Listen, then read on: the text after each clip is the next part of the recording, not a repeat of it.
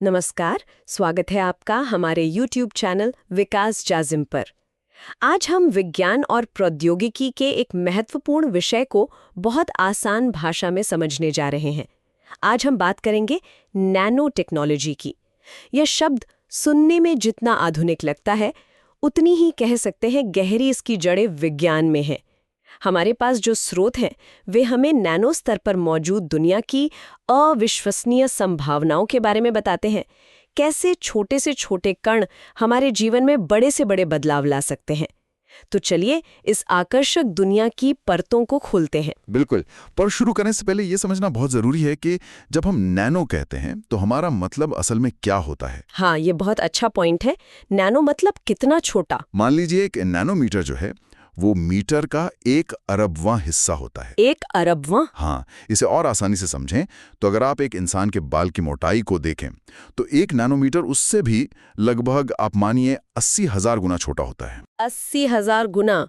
मतलब हम ऐसी दुनिया में जा रहे हैं जिसे आंखों से देखना तो नामुमकिन है। बिल्कुल, हम पदार्थ के इतने छोटे मतलब परमाणु और अणु के स्तर पर काम करने की क्षमता के बारे में बात कर रहे हैं।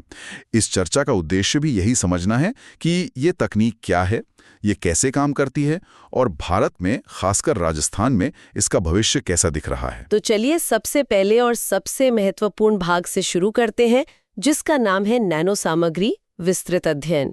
इसमें हम कुछ बहुत ही रोचक नैनो मटेरियल्स के बारे में जानेंगे और शुरुआत करते हैं उस पदार्थ से जिसे चमत्कारी पदार्थ भी कहा जाता है, ग्राफीन। ये असल में है क्या? ग्राफीन वाकई एक चमत्कारी पदार्थ है। इसकी संरचना को समझने के लिए आप ऐसे कल्पना कीजिए कि पेंसिल की नोक में जो ग्रेफाइट होता है, हाँ, ग्रेफाइट, उसकी अरबों परतों में से आपने सिर्फ एक परत, बिल्कुल एक परत निकाल ली हो। ये कार्बन परमाणुओं की सिर्फ एक परत है जो मधुमक्खी के छत्ते जैसी षटकोणीय यानी हनीकॉम्ब संरचना में जमी होती है। सिर्फ एक परत, और वो भी कार्बन की? हाँ, और इसकी मोटाई होती है लगभग 0.34 नैनोमीटर। मतलब ये सचमुच एक परमाणु जितनी मोटी परत है। एक परमाणु जितनी मोटी परत? ये सुनने में तो बहुत ही नाजुक लगती है, लेकिन मैंने सुना है कि ये अविश्वसनीय रूप से मजबूत है। और यहीं पर तो इसका जादू है।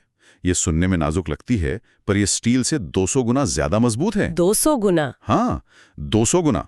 इसे ऐसे समझिए कि अगर आप प्लास्टिक की पतली पन्नी जितनी मोटी ग्राफीन की एक चादर लें तो उस पर एक पूरी कार खड़ी की जा सकती है और वो फटेगी नहीं। ये तो कमाल है। और इतना ही नहीं, ये बिजली का तांबे से भी बेहतर संवाहक है, गर्मी का हीरे जितना अच्छा संवाहक है, और इन सबके बावजूद ये लगभग 97.7% पारदर्शी है। स्टील से 200 गुना मजबूत लेकिन लगभग पारदर्शी। ये तो सच में अविश्वसनीय है। पर क्या हम इसे आज बड़े पैमाने पर इस्तेमाल कर पा रहे हैं, या ये अभी भी मतलब प्रयोगशालाओं तक ही सीमित है? नहीं, अब ये प्रयोगशाला से बाहर आ रहा है। 2024-25 में इसके बहुत ही प्रैक्टिकल उपयोग सामने आए हैं, जैसे graphene quantum dots. Quantum dots? हाँ, यानी ग्राफीन के बहुत ही छोटे कण। ये कैंसर इमेजिंग में इस्तेमाल हो रहे हैं, जहां 95% तक की सटीकता मिल रही है। भारत भी इसमें पीछे नहीं है। IISc और नैनो एक्सप्लोर जैसी संस्थाओं के सहयोग से यहाँ लगभग 4000 टन प्रति वर्ष ग्राफीन का उत्पादन हो रहा है। और राजस्थान में इसका क्या असर दिख रहा है? आपने सौर ऊर्जा का जिक्र किया था। हाँ, राजस्थान तो सौर ऊर्जा का एक बहुत बड़ा केंद्र है, खासकर भादला सोलर पार्क जैसे क्षेत्रों में। वहां पर सोलर पैनलों पर ग्राफीन की एक नैनो कोटिंग की जा रही है। अच्छा, कोटिंग, उससे क्या होता है? वो कोटिंग पैनलों को धूल और गंदगी से बचाती है और गर्मी को बेहतर ढंग से बाहर निकालती है। इससे होता यह है कि उनकी बिजली बनाने की क्षमता में 15% तक की वृद्धि हो रही है। 15% की वृद्धि? ये तो बहुत बड़ा आंकड़ा है। बहुत बड़ा। अब आते हैं इसके दूसरे अनुप्रयोगों पर। आपने पेरोव्स्काइट सोलर सेल का नाम सुना होगा। 1 मिनट, पेरोव्स्काइट सोलर सेल, ये आम सोलर सेल से कैसे अलग है और ग्राफीन इसमें क्या भूमिका निभाता है? देखिए, पेरोव्स्काइट एक खास तरह का क्रिस्टल है जिससे बने सोलर सेल बहुत कुशल होते हैं, मतलब ज्यादा बिजली बनाते हैं। पर उनकी एक कमजोरी है, वे नमी और गर्मी से जल्दी खराब हो जाते हैं। अच्छा। ग्राफीन की एक पतली परत उन्हें एक सुरक्षा कवच की तरह ढक लेती है। इससे उनकी उम्र और दक्षता दोनों बढ़ जाती है, लगभग 25% से भी ज्यादा। और आजकल जो मुड़ने वाले स्मार्टफोन्स आ रहे हैं, हाँ, फोल्डेबल फोन्स, उनकी OLED डिस्प्ले में भी ग्राफीन का उपयोग होता है। और भविष्य के इलेक्ट्रिक वाहनों के लिए हल्की और ज्यादा चलने वाली बैटरियां बनाने में भी ये क्रांति ला सकता है। तो हमने देखा कि कार्बन की एक सपाट परत यानी ग्राफीन क्या क्या कमाल कर सकती है, लेकिन क्या हो अगर हम इसी कार्बन को एक फुटबॉल की शक्ल दे दें? यहीं से शायद अगले नैनो मटेरियल की कहानी शुरू होती है। अब हम अगले भाग पर आते हैं, जिसका नाम है बकमिंस्टर फुलरीन C60। आपने बिल्कुल सही सोचा। अगर आप ग्राफीन की चादर को एक गेंद के रूप में मोड़ दें तो आपको फुलरीन जैसी संरचना मिलेगी। बकमिंस्टर फुलरीन 60 कार्बन परमाणुओं से बनी एक फुटबॉल जैसी गोल संरचना है। मतलब एक नैनो फुटबॉल। हाँ बिल्कुल। इसमें 12 पंचकोण और 20 षटकोण होते हैं। इसका नाम भी बड़ा दिलचस्प है। एक आर्किटेक्ट थे बकमिंस्टर फुलर। उनके बनाए जियोडेसिक डोम जैसी ये दिखती है, तो उन्हीं के नाम पर इसका नाम रखा गया। तो इस खोखले पिंजरे जैसे अणु के क्या गुण हैं? क्या ये भी ग्राफीन की तरह मजबूत है? इसकी खासियत मजबूती से ज्यादा इसके रासायनिक और इलेक्ट्रॉनिक गुणों में है। ये रासायनिक रूप से बहुत स्थिर है और बहुत कम तापमान पर ये एक सुपरकंडक्टर बन जाता है। मतलब बिना किसी ऊर्जा हानि के बिजली का संचालन करता है। सुपरकंडक्टर, ये तो बहुत बड़ी बात है। हाँ, और इसकी सबसे दिलचस्प बात यह है कि ये अपने खोखले पिंजरे के अंदर दूसरे परमाणुओं को कैद कर सकता है और खुद 6 अतिरिक्त इलेक्ट्रॉन ग्रहण कर सकता है, जो इसे बैटरी और इलेक्ट्रॉनिक्स के लिए बहुत उपयोगी बनाता है।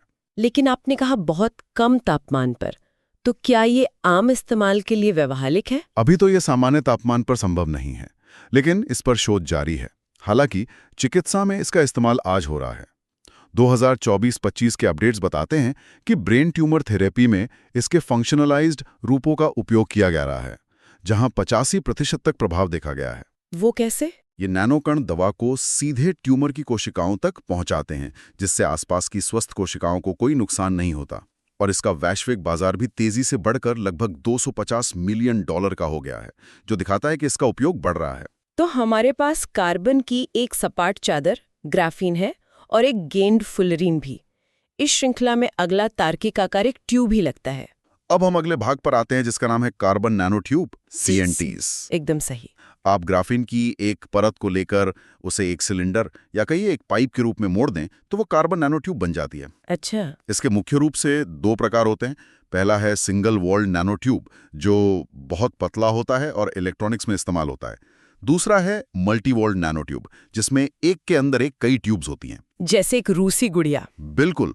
ये ज्यादा मजबूत होता है और इसका उपयोग मजबूत कंपोजिट बनाने में होता है, जैसे आर्मर बनाने में। ट्यूब, तो क्या इसका मतलब ये है कि हम इनसे सूक्ष्म तार या पाइपलाइन बना सकते हैं जो शायद शरीर के अंदर दवाएं पहुंचाएं? आप बिल्कुल सही दिशा में सोच रही हैं। तार वाली बात तो इनकी बेहतरीन चालकता की वजह से संभव है। कुछ नैनो ट्यूब्स धातु की तरह कंडक्टर होते हैं, तो कुछ सेमीकंडक्टर। और पाइपलाइन वाला विचार ही ड्रग डिलीवरी सिस्टम की नींव है और इनकी मजबूती भी कमाल की है, 100 गीगापास्कल तक। भारत में इस पर कोई रोमांचक काम हो रहा है? भारत में तो इस पर एक कह सकते हैं क्रांतिकारी काम हो रहा है। IISc बेंगलोर के वैज्ञानिकों ने पता लगाया है कि जब कार्बन नैनो ट्यूब के अंदर से खून जैसा कोई तरल बहता है तो बिजली पैदा होती है। क्या मतलब शरीर के अंदर बहने वाले खून से ही बिजली बन सकती है? हाँ बिल्कुल। और इसी सिद्धांत का उपयोग करके वे एक स्वसंचालित यानी सेल्फ पावरिंग हृदय पेसमेकर बनाने पर काम कर रहे हैं। Self powering pacemaker? सोचिए, इसका मतलब है कि किसी मरीज को, खासकर किसी बच्चे को, हर कुछ साल में बैटरी बदलवाने के लिए बार बार सर्जरी के दर्द और जोखिम से नहीं गुजरना पड़ेगा। ये चिकित्सा में एक बहुत बड़ा बदलाव हो सकता है। बिल्कुल। भारत में इसकी उत्पादन क्षमता भी लगभग 1000 टन प्रति वर्ष है। इसके अन्य उपयोगों में बुलेट प्रूफ जैकेट्स और भूकंपरोधी इमारतें शामिल हैं। कोई दैनिक जीवन का उदाहरण दे सकती हैं? जरूर। जैसे कोटा में प्रतियोगी परीक्षाओं की तैयारी कर रहे छात्र, हाँ। वे अक्सर प्रदूषण से बचने के लिए उन्नत किस्म के मास्क का उपयोग करते हैं। उन मास्क के फिल्टर में इस्तेमाल होने वाली तकनीक में भी ऐसी ही नैनो संरचनाएं हो सकती हैं, जो बहुत छोटे कणों को भी आसानी से रोक लेती हैं। ये बहुत अच्छा उदाहरण था। अब कार्बन के एक और रूप की बात करते हैं, जो सुनने में बहुत भविष्यवादी लगता है, क्वांटम डॉट्स। एक डॉट को क्वांटम डॉट क्या बनाता है? अब हम अगले भाग पर आते हैं, जिसका नाम है कार्बन क्वांटम डॉट्स, CQDs। हाँ, ये एक बहुत अच्छा सवाल है। क्वांटम शब्द यहाँ इसलिए जुड़ा है क्योंकि ये कण इतने छोटे होते हैं, 10 नैनोमीटर से भी कम, कि इन पर क्वांटम भौतिकी के नियम लागू होने लगते हैं। अच्छा, इनकी सबसे खास बात है इनका फ्लोरेसेंस, यानी प्रकाश पड़ने पर चमकना, और इनके आकार को बदलकर हम इनकी चमक का रंग भी बदल सकते हैं। छोटा डॉट नीले रंग में चमकेगा तो बड़ा डॉट लाल रंग में। चमकने वाले कण जिनका रंग हम नियंत्रित कर सकते हैं। ये तो चिकित्सा और सेंसर तकनीक के लिए बहुत उपयोगी होगा। बिल्कुल। और अच्छी बात यह है कि ये कार्बन से बने हैं, इसलिए ये जहरीले नहीं होते और शरीर को नुकसान नहीं पहुंचाते, जिसे हम जैव संगतता कहते हैं। ये फोटो स्थिर भी होते हैं, मतलब 1000 घंटे से ज्यादा तक अपनी चमक बनाए रख सकते हैं। वाह, भारत में इसका कोई उदाहरण है? हाँ, भारत के INST मोहाली ने कोविड के अलग अलग वेरिएंट का पता लगाने के लिए इन्हीं पर आधारित एक बायोसेंसर बनाया है। और क्या कृषि में भी इसका कोई उपयोग है, खासकर राजस्थान जैसे राज्यों के लिए? हाँ, ये राजस्थान के लिए बहुत महत्वपूर्ण हो सकता है। वहाँ के किसानों के लिए नैनो पोषक तत्व रिलीज सेंसर विकसित किए जा रहे हैं। वो क्या करते हैं? ये सेंसर मिट्टी में ये बताते हैं कि फसल को कब और कितना पोषण चाहिए। इससे उर्वरकों का सही इस्तेमाल होता है, पानी की बचत होती है और जमीन की सेहत भी बनी रहती है। ये सटीक खेती की दिशा में एक बड़ा कदम है। ये तो बहुत ही विस्तृत जानकारी थी। ऐसा लगता है कि ये तकनीक रातों रात नहीं आई, बल्कि धीरे धीरे विकसित हुई है। क्या इसके विकास के भी कुछ चरण रहे हैं? अब हम अगले भाग पर आते हैं, जिसका नाम है नैनो प्रौद्योगिकी की 4 पीढ़ियां। हाँ, बिल्कुल। इसके विकास को हम 4 पीढ़ियों में बांट सकते हैं। पहली पीढ़ी, जो साल 2000 से 2005 तक चली, वो थी निष्क्रिय नैनो संरचनाओं का दौर। निष्क्रिय मतलब ऐसे नैनो मटेरियल बनाए गए जिनके गुण तो खास थे, लेकिन वे खुद से कुछ करते नहीं थे, बस अपनी मौजूदगी से काम करते थे। जैसे सनस्क्रीन में इस्तेमाल होने वाले नैनो कण जो यूवी किरणों को रोकते हैं, या बर्तनों पर ना चिपकने वाली नैनो कोटिंग। अच्छा, तो ये सिर्फ मजबूत या खास सतह वाले पदार्थ थे। तो फिर बदलाव कब आया? बदलाव आया दूसरी पीढ़ी में, जो 2005 से 2010 तक थी। ये सक्रिय नैनो संरचनाओं का समय था। इसमें ऐसे नैनो मटेरियल बनाए गए जो किसी खास परिस्थिति में कोई खास काम करते थे। जैसे स्मार्ट ड्रग्स, जो शरीर में सिर्फ कैंसर की कोशिका तक पहुंचकर ही दवा को रिलीज करते हैं।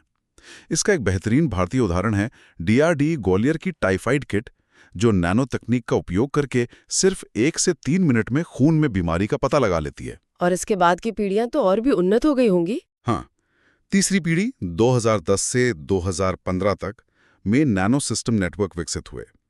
इसमें कई नैनो कंपोनेंट्स को मिलाकर एक पूरा सिस्टम बनाया गया, जैसे नैनो रोबोट। और चौथी पीढ़ी, जो 2015 से अब तक चल रही है, ये आणविक नैनो सिस्टम का युग है। आणविक नैनो सिस्टम, ये क्या है? इसमें हम एक कदम और आगे बढ़कर एक-एक परमाणु को जोड़कर अपनी इच्छानुसार मशीनीय पदार्थ बनाने की बात कर रहे हैं। ये अभी काफी हद तक सैद्धांतिक है, पर यही इस तकनीक का अंतिम लक्ष्य है। भारत इस दौड़ में काफी आगे लग रहा है, खासकर जब हम IISc और INST मोहाली जैसे संस्थानों की बात करते हैं। इस क्षेत्र में भारत की नींव किसने रखी? अब हम अगले भाग पर आते हैं, जिसका नाम है भारत एवं राजस्थान अद्यतन प्रगति 2024-25। बिल्कुल। भारत में नैनो विज्ञान की बात हो और भारत रत्न प्रोफेसर CNR राव का जिक्र न हो, ये तो संभव ही नहीं है। प्रोफेसर CNR राव, हाँ, वे भारत में नैनो विज्ञान के जनक माने जाते हैं। उन्होंने बहुत पहले ही इस क्षेत्र की क्षमता को पहचान लिया था, और 2007 में जो नैनो मिशन शुरू हुआ, उसके पीछे उन्हीं की प्रेरणा थी। आज जो भी बड़ी उपलब्धियां हम देख रहे हैं, चाहे वो IIT बॉम्बे का ग्राफीन उत्पादन हो, IFCO का नैनो यूरिया हो, या DRDO का विस्फोटक पहचानने वाला नैनो स्निफर, इन सब की नींव उन्होंने ही रखी थी। बिल्कुल, इन सब की नींव प्रोफेसर राव जैसे दूरदर्शी वैज्ञानिकों ने ही रखी थी। और जमीनी स्तर पर, खासकर राजस्थान में, इसका क्या असर दिख रहा है? राजस्थान में इसका असर कृषि, जल और ऊर्जा तीनों क्षेत्रों में दिख रहा है। कृषि में नैनो यूरिया का इस्तेमाल अब आम हो गया है, जिससे 50% तक उर्वरक की बचत हो रही है। 50%? हाँ, जल संरक्षण के लिए जोधपुर और बीकानेर के रेगिस्तानी अनुसंधान केंद्रों में नैनो एब्जॉर्बेंट पर काम हो रहा है। ये पदार्थ अपने वजन से कई गुना ज्यादा पानी सोख सकते हैं और सूखे के समय पौधों को नमी दे सकते हैं। ये तो रेगिस्तानी इलाकों के लिए वरदान है। इतने सारे अनुप्रयोगों का एक बड़ा बाजार भी होगा। ये उद्योग आर्थिक रूप से कितना बड़ा है? अब हम अगले भाग पर आते हैं, जिसका नाम है वैश्विक एवं भारतीय बाजार 2024। हाँ, ये एक तेजी से बढ़ता हुआ बाजार है। 2024 के आंकड़ों को देखें तो अकेले ग्राफीन का वैश्विक बाजार $1.2 बिलियन का है। $1.2 बिलियन। और कार्बन नैनोट्यूब का बाजार तो और भी बड़ा है, लगभग $3.5 बिलियन। $3.5 अरब। ये तो बहुत बड़ा है। ये दिखाता है कि तकनीक अब सिर्फ प्रयोगशाला से निकलकर कारखानों तक पहुंच चुकी है। बिल्कुल। और कार्बन क्वांटम डॉट्स का बाजार $450 मिलियन और फुलरिन का बाजार $250 मिलियन का है। भारत भी इसमें एक महत्वपूर्ण खिलाड़ी है, जो ग्राफीन में लगभग 4000 टन और नैनोट्यूब में लगभग 1000 टन का वार्षिक उत्पादन कर रहा है। ये सब सुनने में अविश्वसनीय रूप से शक्तिशाली लगता है, लेकिन साथ ही थोड़ा डरावना भी। क्या इन नैनोकणों के कोई अनपेक्षित दुष्प्रभाव भी हो सकते हैं? अब हम अंतिम भाग पर आते हैं, जिसका नाम है चुनौतियां एवं समाधान। आपका सवाल बिल्कुल जायज है, और यही हमारी पहली और सबसे बड़ी चुनौती है, नैनोटॉक्सिकोलॉजी। नैनोटॉक्सिकोलॉजी। हाँ, यानी ये अध्ययन कि क्या ये नैनोकण हमारे स्वास्थ्य और पर्यावरण के लिए हानिकारक हो सकते हैं। क्योंकि ये बहुत छोटे होते हैं, ये हमारी कोशिकाओं में प्रवेश कर सकते हैं और अनपेक्षित प्रभाव डाल सकते हैं। इसका समाधान है कि इन कणों पर जैव संगत यानी बायोकम्पैटिबल कोटिंग का उपयोग किया जाए। और उत्पादन के स्तर पर क्या चुनौतियां हैं? दूसरी बड़ी चुनौती है उत्पादन लागत। अभी भी इन उन्नत नैनो मटीरियल्स का उत्पादन महंगा है, जो इनके व्यापक उपयोग में बाधा है। इसका समाधान है उत्पादन को बड़े पैमाने पर करने की तकनीक विकसित करना। और तीसरी चुनौती एक सैद्धांतिक डर है, जिसे ग्रे गू सिद्धांत कहते हैं। मैंने इस विज्ञान कथा जैसे ग्रे गू सिद्धांत के बारे में सुना है। क्या ये कुछ ऐसा है जिसके बारे में वैज्ञानिक वास्तव में चिंतित है, या ये सिर्फ एक फिल्म की कहानी है? देखिए, अभी तो ये एक दूर की कल्पना ही है, लेकिन ये एक महत्वपूर्ण नैतिक सवाल उठाती है। ये सिद्धांत कहता है कि अगर भविष्य में खुद की नकल बनाने वाले नैनो रोबोट अनियंत्रित हो गए, तो वे पूरी दुनिया को ही एक बेजान पदार्थ में बदल सकते हैं। बाप रे। हालांकि ये तकनीकी रूप से अभी संभव नहीं है, लेकिन ये हमें याद दिलाता है कि इस तकनीक के लिए कड़े सुरक्षा प्रोटोकॉल और नियंत्रण तंत्र बनाना जरूरी है। और आखिरी चुनौती है IPR, यानी बौद्धिक संपदा अधिकार। हमें विदेशी तकनीक पर निर्भरता कम करके स्वदेशी अनुसंधान को बढ़ावा देना होगा। आज की चर्चा वाकई आंखें खोलने वाली थी। हमने समझा कि कैसे परमाणु के स्तर पर बदलाव करके हम बड़ी बड़ी समस्याओं का समाधान खोज सकते हैं, चाहे वो कैंसर का इलाज हो, ऊर्जा की कमी हो या पानी का संकट। और ये हमें एक महत्वपूर्ण सवाल पर लाकर छोड़ता है। ग्रे गू सिद्धांत जैसी चुनौतियां हमें याद दिलाती हैं कि अपार शक्ति के साथ अपार जिम्मेदारी भी आती है।